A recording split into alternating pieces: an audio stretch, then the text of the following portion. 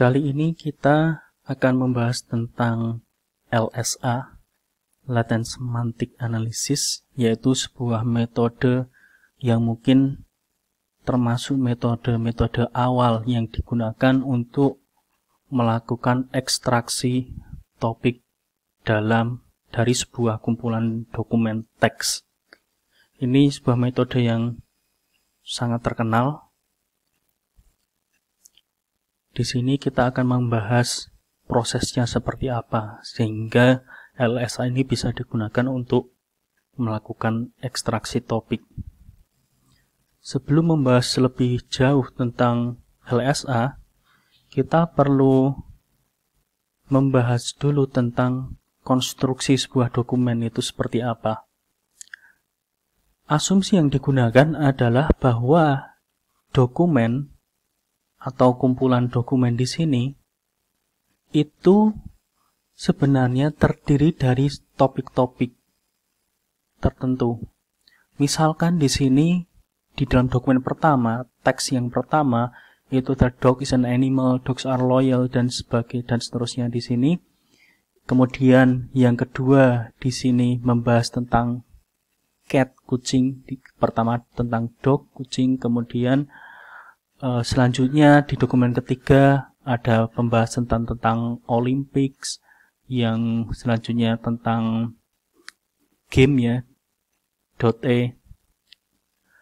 Kemudian ada flying cars di dokumen selanjutnya. Di sini misalkan kita membahas tentang dog di sini pada dokumen pertama, dia menggunakan topik yaitu animals. Kemudian ada yang ketiga di sini Olympic, itu topiknya adalah sports dan sebagainya. Jadi konstruksi dari sebuah dokumen itu terdiri dari topik-topik. Yang topik-topik di tengah ini animal, sports dan tech di sini ini adalah sebuah topik yang dia itu laten.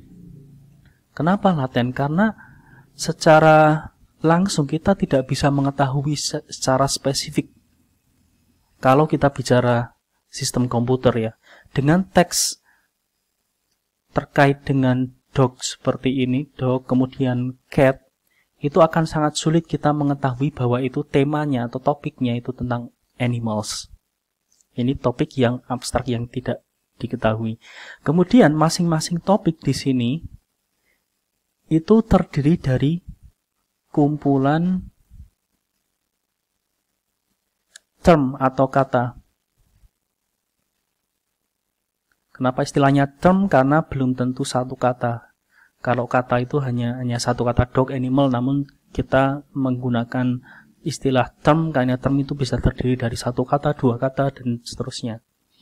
Nah, jadi dari sini dokumen itu terdiri dari gabungan topik. Per topik itu terdiri dari gabungan atau kelompok kata atau term di sini. Kalau kita membuat versi general dari visual ini adalah sebagai berikut. Jadi kita lihat bahwa term itu bergabung menjadi topik dengan di sini ada bobot-bobot tertentu. Jadi kumpulan topik adalah kumpulan term yang masing-masing punya bobot yang berbeda. Ini bisa diasumsikan bahwa lebih cenderung topik animals itu lebih dekat dengan kata misalkan A dibanding kata B. Itu karena bobot-bobot yang ada di sini. Kemudian bahwa dokumen atau teks itu terdiri dari topik yang bergabung dengan bobot-bobot yang berbeda juga. Ini modal konstruksi dokumen yang melandasi dari LSA dan metode-metode topik modeling atau topik extraction yang lain. Nah, tujuan dari LSA itu adalah bagaimana dengan kita mengetahui dokumen ini? Kita dokumen sudah tahu, teksnya sudah tahu, kita juga tahu term di dalamnya, karena jelas sebuah dokumen terdiri teks-teks, kita bisa memisah-misah masing teks. Bagaimana dengan dua ini kita bisa mencari tahu yang di tengah, yaitu sebuah laten variabel di sini yang ingin kita ketahui. Inilah goal yang berusaha dicapai dari topic extraction, salah satunya menggunakan LSA. Formulasi permasalahan yang ingin dipecahkan di sini adalah jika kita mempunyai kumpulan dokumen di sini, bagaimana caranya kita mengekstrak topik-topik di dalamnya. Misalkan topik pertama tentang tadi animals, kemudian topik kedua tentang sport dan sebagainya. Dari N dokumen, bagaimana kita mengekstrak dan mengetahui sejumlah K topik yang ada di dalamnya. Kita sedikit membahas tentang sejarahnya. Jadi LSA, Latent Semantic Analysis ini pertama kali dicetuskan oleh Scott Dillwester tahun sekitar publikasinya tahun 1990, walaupun penulisannya sekitar 88 dan 89, di situ ada publikasinya di situ. Nah, papernya ini Indexing by Latent Semantic Analysis, dan terakhir ini saya ambil dia citationnya versi dari webnya Journal of American Society of Information Science, itu 4631. Namun ketika rekan-rekan mau cek di Google Scholar itu sekitar hampir 15.000 kalau tidak salah citasi tentang dokumen ini.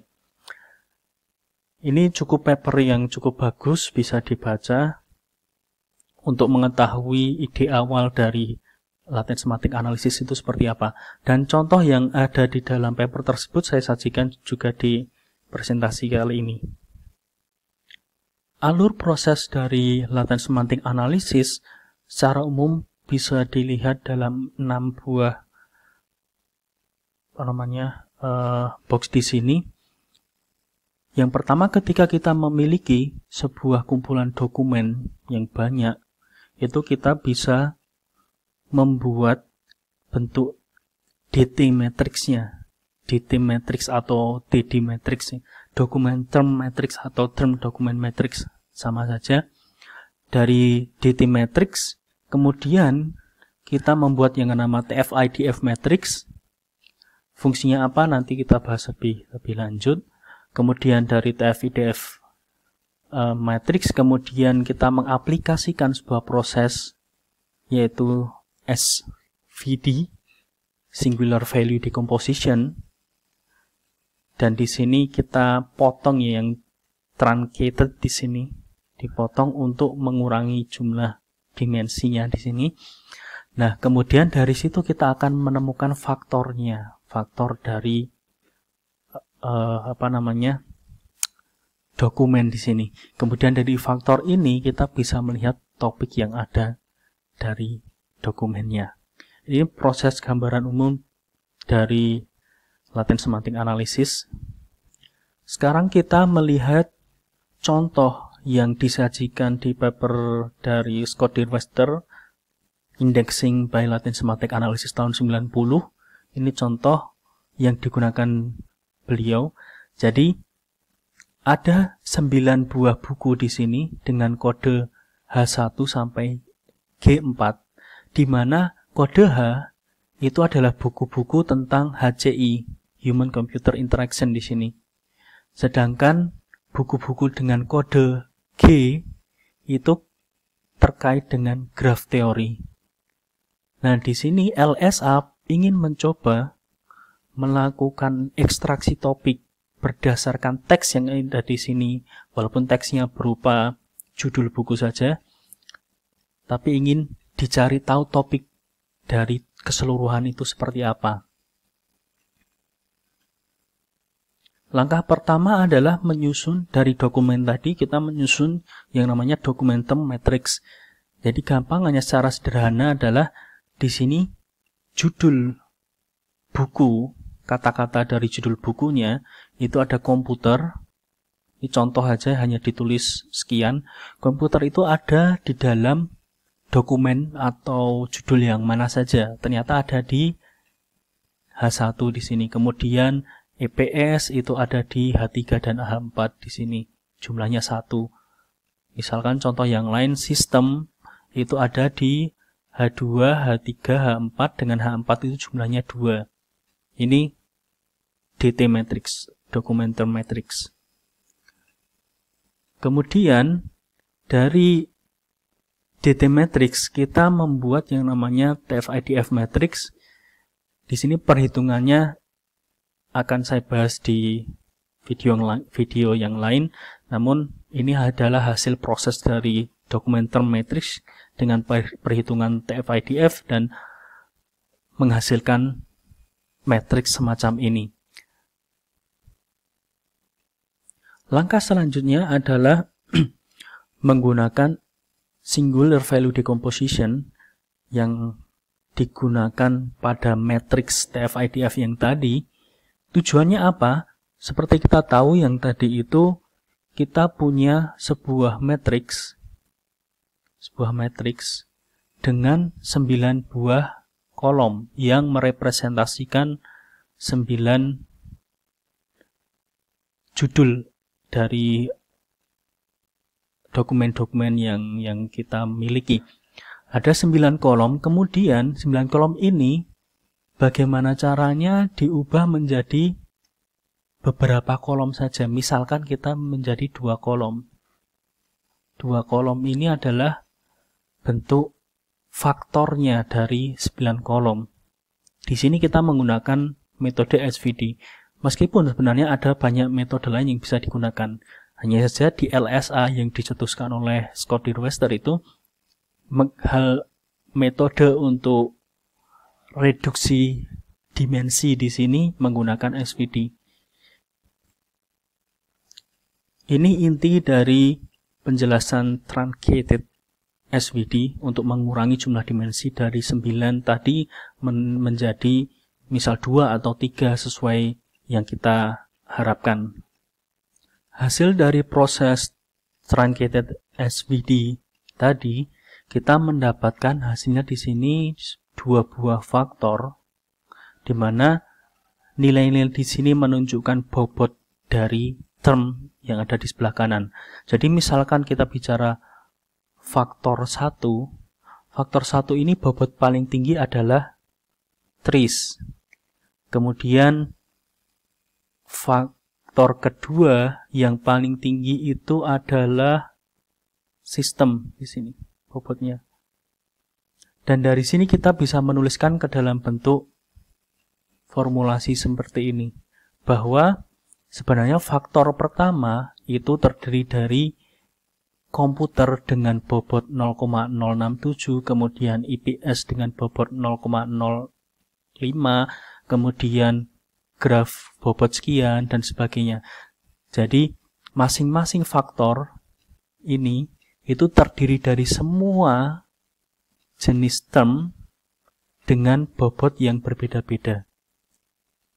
Dari sini kita bisa melihat bahwa faktor 1 misalkan kita ambil beberapa bobot tertinggi dari masing-masing faktor. Faktor 1 itu paling tinggi adalah trees, kemudian graph, kemudian kita lihat ada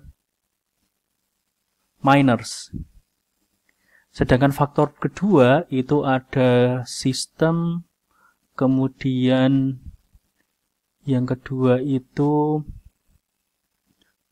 response, time, user, maaf. Jadi sistem, user, response, dan time di sini. Ini term dengan bobot tertinggi di faktor yang kedua. Sekarang kita melihatnya di dalam judul yang sudah kita miliki. Kita lihat dengan warna di sini bahwa di faktor yang pertama itu yang tertinggi adalah trees, graph, dan minors seperti yang ditunjukkan di slide sebelumnya. Kemudian faktor kedua kita punya sistem, user, dan respon. Kalau kita melihat di judul awalnya, terlihat bahwa topik yang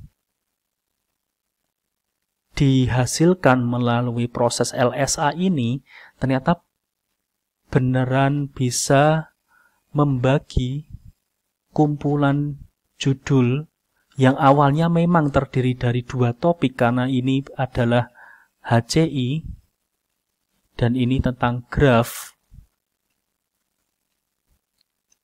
Tentang di sini graph. Jadi ternyata LSA berhasil bisa memisahkan antara HCI dan juga graph karena topik-topik yang dihasilkan itu untuk kelompok yang graph dan kelompok yang HCI itu berbeda, ditandai dengan warna yang berbeda di sini. Inilah yang kemudian menjadi alasan LSA banyak digunakan untuk ekstraksi topik dari sekumpulan dokumen, dan sampai sekarang masih juga digunakan, walaupun ada metode-metode baru yang mungkin secara teoretikal lebih bagus. Namun sekali lagi kalau kita bicara masalah topik, karena itu adalah sebuah latent variabel yang tidak terlihat secara langsung, agak abstrak, belum tentu metode yang baru yang secara teoretikal itu lebih bagus, itu hasilnya lebih sesuai dengan human judgment ya, dari orang yang membaca. Itulah mengapa LSA juga masih digunakan sampai saat ini. Itu tentang introduction terkait LSA. Sampai jumpa di video selanjutnya.